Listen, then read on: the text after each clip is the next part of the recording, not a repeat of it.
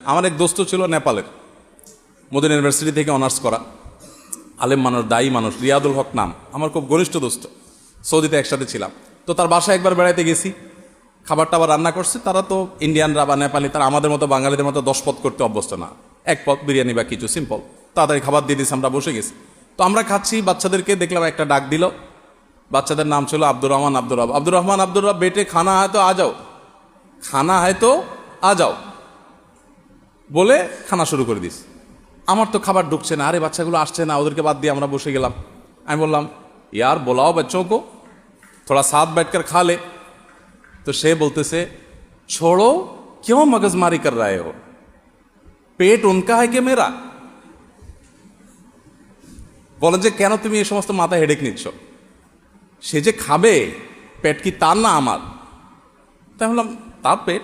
তো বলে যে তার যদি পেট হয় তো হেডেক আমার কেন, পেট যার হেডে কোথা, ওই খাবে। এখন আমরা সিস্টেম এমন বানিয়ে নিয়েছি যে আমাদের বাচ্চারা ধরে নিয়েছে যে আমার খাওয়ানোর দায়িত্ব আমার মা, ঠেকাটা আমার বাপের, আমার না, এদের ঠেকা। যার কারণে বাচ্চারা শিখে না। যারা মনে করেন যে না ছেলে মেয়েকে মোবাইল দেওয়া ছাড়া খানা খায় না, এইটা আমি বিশ্বাস করতে চাই না।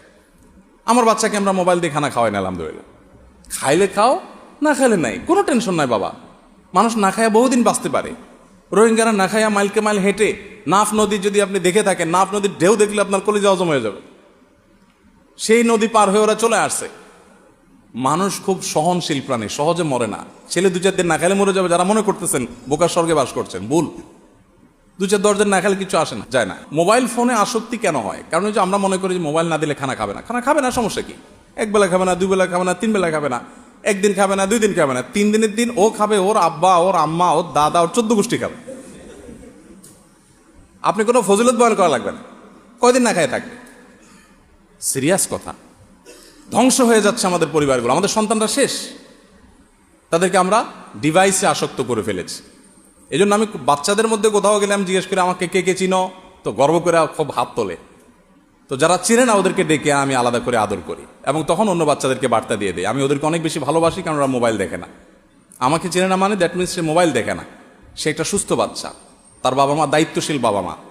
আর দায়িত্বশীল না হলে মা নিজে একটা নিয়ে বসে থাকে মোনাজাতে, বাপের হাতে আরেকটা, তিনি আরেকটা নিয়ে মোনাজাতে বসে থাকে, আর বাচ্চাকে বলে তুমি কম্পিউটারটা ছেড়ে নাও, কার্টুন দেখো। ধ্বংস করে ফেলছে। তো যাই হোক, কোন সন্তানের দোয়া সাদকায় জারিয়া থাকবে? আমাদের আলোচনা ছিল যে মানুষ মারা যাওয়ার পরও 3টা আমল, এর সব মানুষের আমল নামায় যেতে থাকে।